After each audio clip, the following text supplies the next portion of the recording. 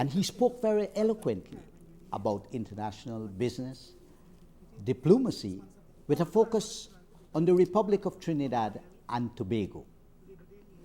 It was a very interesting and exciting presentation. And you need to know what international business diplomacy is. So stay tuned. Carib Nation is up next.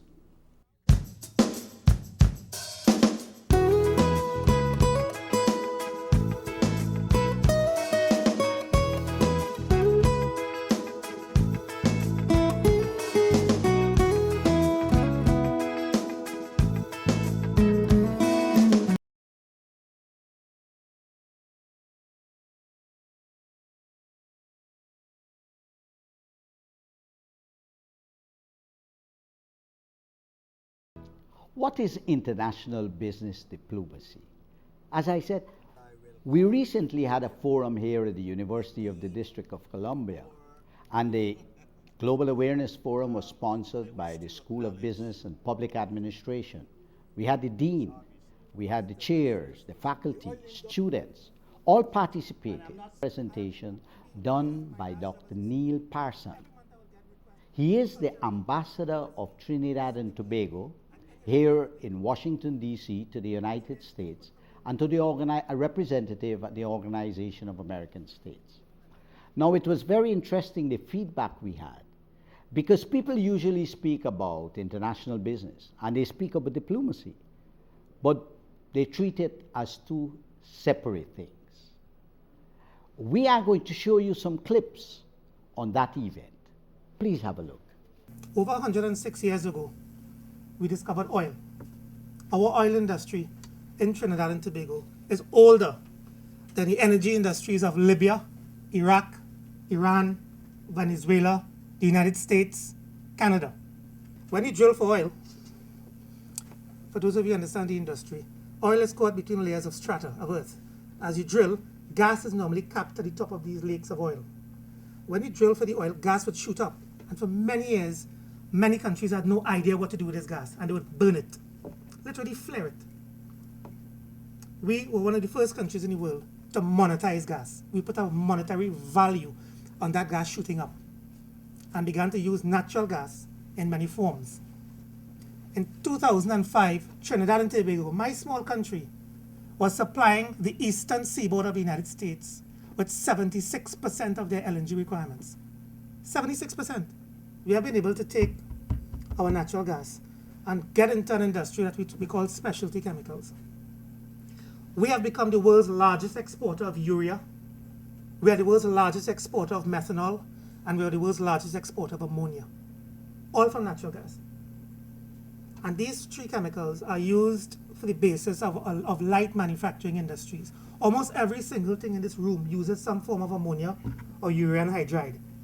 The fibers in the carpet, the resins on that table, the coating on the hard plastics, they use these specialty chemicals.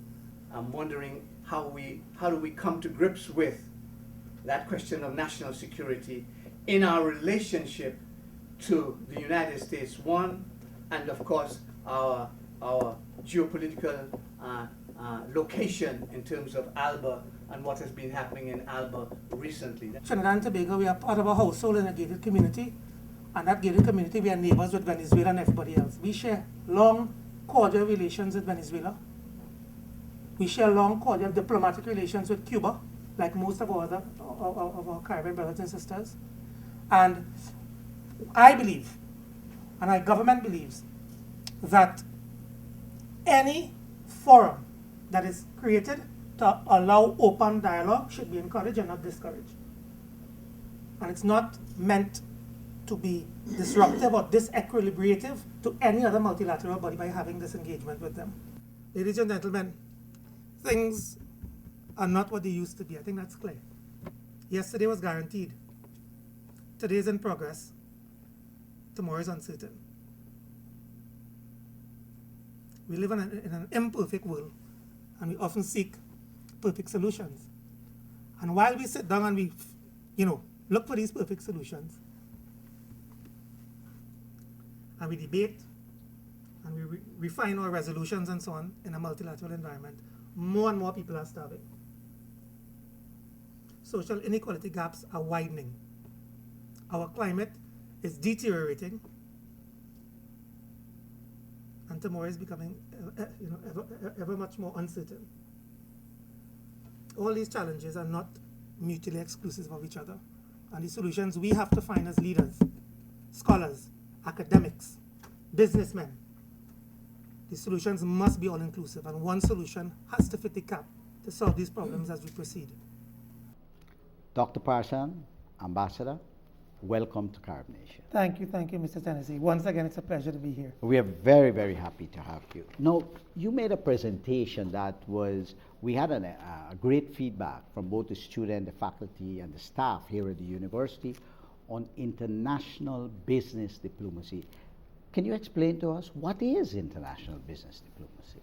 Well, if I'm to break it up into individual words, into its requisite components, international means beyond our borders, beyond our nation of Trinidad and Tobago.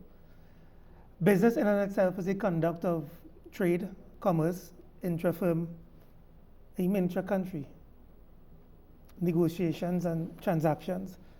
Diplomacy in and of itself is how do we be impactful, effective, efficient, non-violent, non-confrontational in the conduct of the way we conduct relationship management. So if you sort of coalesce all those terms, in my respectful view, international business diplomacy, it's about the conduct of business, trade, commerce, intra-regionally, inter-country, amongst hemispheres, using business as a diplomatic tool. There's a reciprocity in this arrangement, however. Business, in my view, is reciprocal movement of goods, services, people that redounds to the benefit of their own citizenry. And it's not about me buying from you only. It's about what do you have to sell and what can I do for you in the conduct of that transaction. So I've been using that sort of model during my tenure here as ambassador to look at foreign direct investment opportunities for Trinidad and Tobago. And likewise, what does Trinidad and Tobago need from the international business community?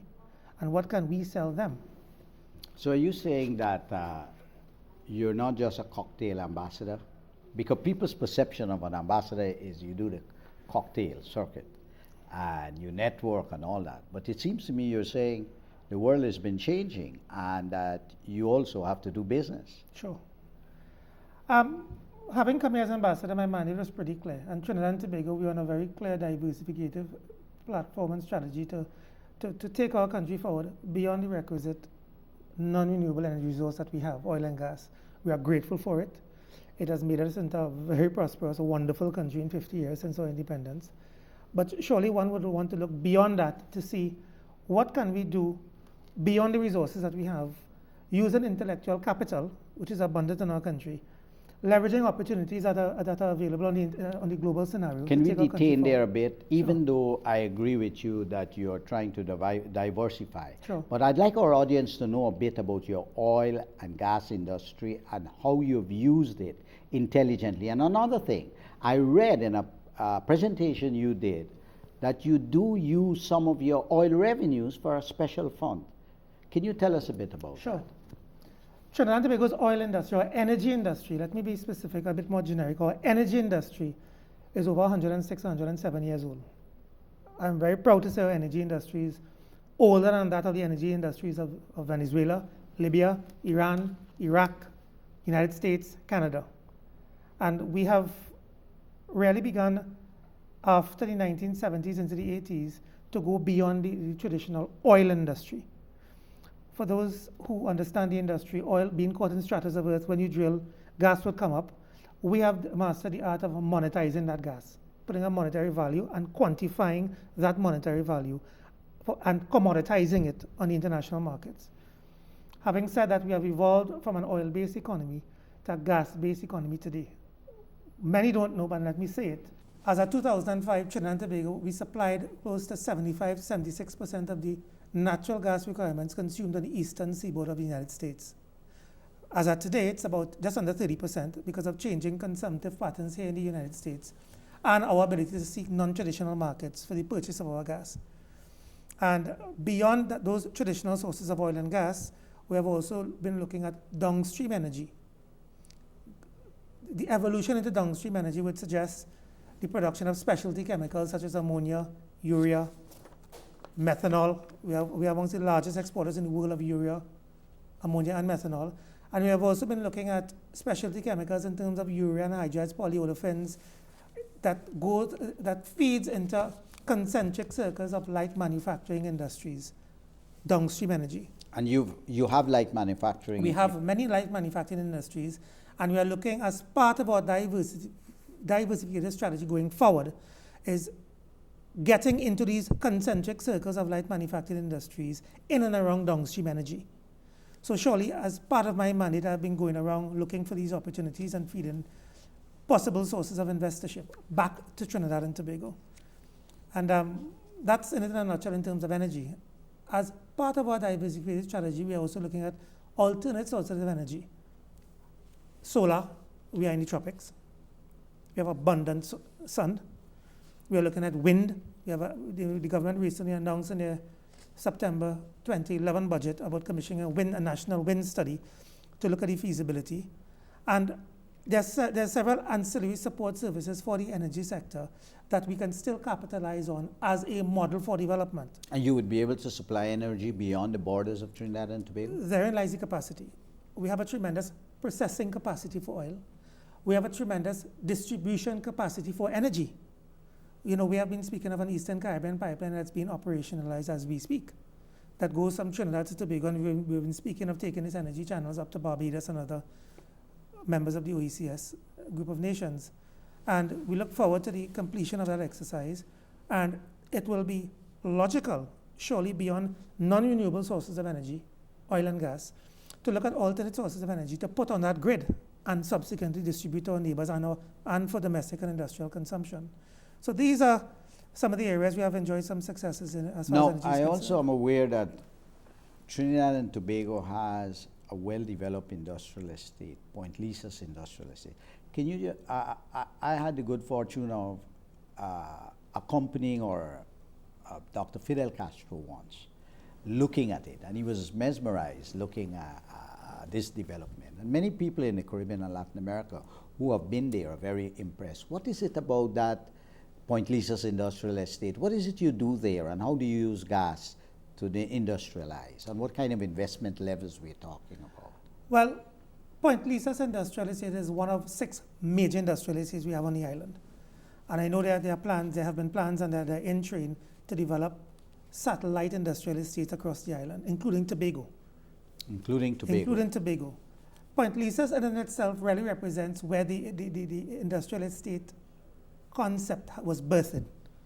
And there are many reasons for it. One, the supply of energy into the industrial estate was readily available via distribution mechanisms from the various oil fields. Two, there's a deep water facility there that is really and truly what I would consider to be a port, but can be positioned as the industrial gateway to the Americas.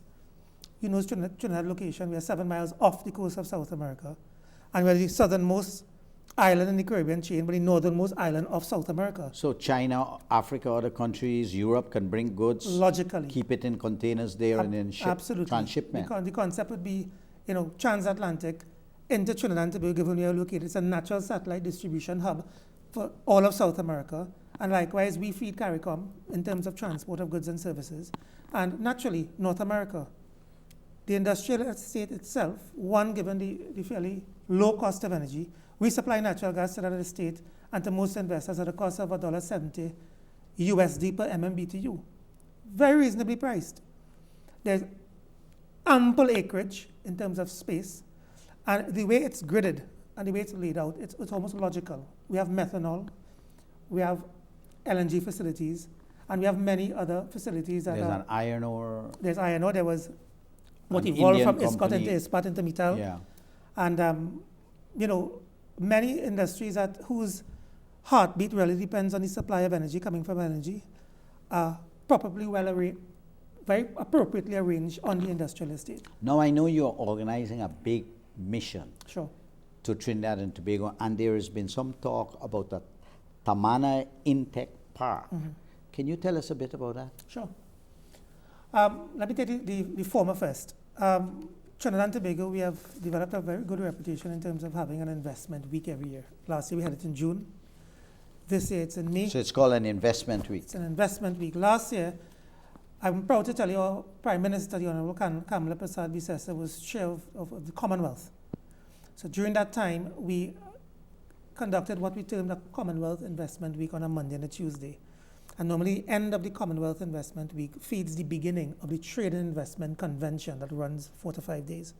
The purpose of it really is to share with our neighbors, Latin America, the Caribbean, our Commonwealth brothers and sisters, opportunities to bring together exhibitors, buyers, consumers, lectures, networking, second to none in the Caribbean, during that period. So that would be an example of international business diplomacy. You stole the words right out of my That is international business diplomacy in motion. And it's happening in Trinidad and Tobago. And we have annualized this event. So you have all your embassies all over the world mobilized, and Absolutely. mobilizing all the ambassadors, mobilizing. Absolutely. I'll be taking a very large delegation here from the United States, Congratulations. including the business community, individual investors, government officials, down to Trinidad to be part and parcel. Now, this in terms of investment. exports, the United States is your largest market. Is that correct? Yes. But if we remove the energy component, it Yeah. becomes CARICOM, You mean the Caribbean? the Caribbean. It You, becomes you CARICOM in terms actually have a big market. of, in the- it's our second and what do largest you, major when you say trading partner. CARICOM, which countries are you referring to? Well, we do a lot of trade with Jamaica, Barbados, Antigua, Barbuda, St. Vincent and Grenadines, Grenada, Guyana. There's a fair amount of trade between these Caribbean islands, but it's a bit of a skew because we really need to extricate energy to appreciate the true value of the distribution of the type of goods and services we trade. Because, to you know, neighbors. we always saw Trinidad and Tobago as a leader in the English-speaking Caribbean area. We also know that Trinidad and Tobago, as part of that area, has relations with Cuba, with Dominican Republic, with Haiti. Sure. So I was wondering whether your markets have been moving. I know your private sector is very dynamic. They are globalized. Can you tell us a bit about your private sector in Trinidad and Tobago, the kind of vision they have? Because I think in many of the countries I've traveled in the Caribbean, I've never found a private sector like the one in Trinidad, so dynamic and so global thinking. What is it about this private sector that makes them I think so dynamic? that's a very good question, and I am very proud of our private sector. I've been part of it for many years back in Trinidad and Tobago. You were in the private sector I was, also. surely. And academia. And Correct. And I deal with them almost on a daily basis from the embassy here in Washington. The private sector, they are global thinkers. They are entrepreneurial in dispensation, and they're very active in terms of having public-private sector partnerships going. They are the engine of our economy. They are, because one needs to understand every single resource in earth, our soil, belongs to every citizen of Trinidad and Tobago. But one would have thought, like Venezuela, that if you have oil, and a lot of these oil countries, somehow the state stifles the private sector. How did your private sector emerge in spite of that fact? That's an excellent question, and the reason for that is when government begins to look at opportunities for extracting resources, be it oil, be it gas, be it other, the ancillary support services to support the core of our industrialization process came from the private sector. I mean the downstream. Downstream, but ancillary, so all the concentric support services required for the sustainability of a viable economy came from the private sector that fed government many years ago, and that relationship was maintained over time, if not incentivized. And there is a very good ambience where government sits with the private sector, understands the factors that are required for incentivization and sustainability of a PPP, public-private partnership arrangement, in many projects: health, education, energy, regional and global trade, and they are part and parcel of And it. you have had several changes of government because Sure. you have a liberal democratic Sure. system. And the private sector has been able to maintain a healthy relationship with whichever government is there. Is that correct? What's the secret of that? That's a valuable point, and it's what I would term two of our main competitive advantages as a country. Trinidad and Tobago has had 10. Over the last 10 years, we have had 4 general elections. Let me repeat that. In a decade, we have had 4 general elections. With different political It parties. changes as we evolved. Yeah. And not once was our revenue generation capacity compromised. That in and itself is highly suggestive of macroeconomic stability. You remind me of Mexico, because each time a Mexican election come up, the Federal Reserve in the United States trying to raise a couple $1 billion to hold them through for the next election. This is very good news. But there's something about your private sector that's very dynamic, but also equally, from what I have researched and what I know as a fact traveling to your country, is that you have a very sophisticated workforce. Tell us a bit about our workforce and how you were able to have that workforce, because the kind of products you're talking about and production system requires a lot of skills, multiple skills. Our education and our education model is something I'm extremely proud of. And in fact, I have been asked by many countries and many of my colleagues here, ambassadorial colleagues in Washington, Ambassador, how did you guys do it as far as your education model is concerned? We have universal education from early childhood care to tertiary level. And we have a very vibrant T&D, training and development component, intra-company and intra-workforce. Intra-company? Intra-company, I'm very interested in that. What do you mean by that? It means if I'm working for an insurance company, if I'm working for a manufacturer, there is a general spirit of the CEO and the management getting involved in elevating the training and development component to really optimally operationalize the capacity of that particular sector. And that is done in cooperation with your universities, with your technical colleges. Exactly. And the governments are usually supportive. We have a GATE program. The government matches studying grants and so on to the point where it's almost free tertiary education in many instances. So it is. So professional development is very important for your companies. It's critical for the sustainability. And they invest in that. They understand. It's an investment. Is that why you're able to retain a workforce? We're able to retain it, but statistically, we're also able to allow it to evolve in the context of that particular sector as at today. It may change in 10 years, but it's evolutionary in process to become revolutionary, to contribute to where we are. But in spite of all that, you have high rates of your educated people leaving the country. Why is it with all that dynamism you've not been able to hold them back? What is it? Well, I think that is very, very much tantamount to the epitome of our democracy. People are, people are free to leave, and people always look for greener pastures.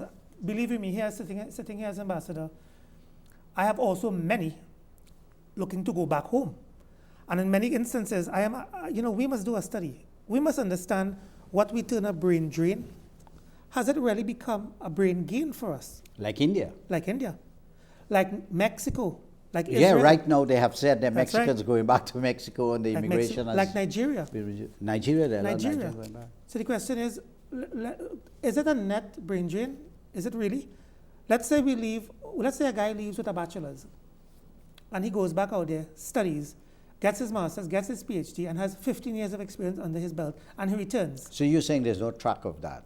No research track of that? Historically, that has been the trend in the 80s. Okay. And it'll be very interesting to see where we're at today in 2012. My personal view is that the net effect is a brain gain for us. So what is your vision and your hope and your expectation? You're a very young guy, and you're from Trinidad and Tobago. You're in the leadership of the country. You're in the highest leadership to be the ambassador here in Washington. Where do you see your country is going in the future, let's say next 10, 25 years? I see Trinidad and Tobago, at the risk of being overtly self-aggrandizing and egotistical, I'm not. Trinidad and Tobago, we are natural leaders. And I think we have to understand our role, first of all, as a country, as an independent country. We celebrate 50 years this year.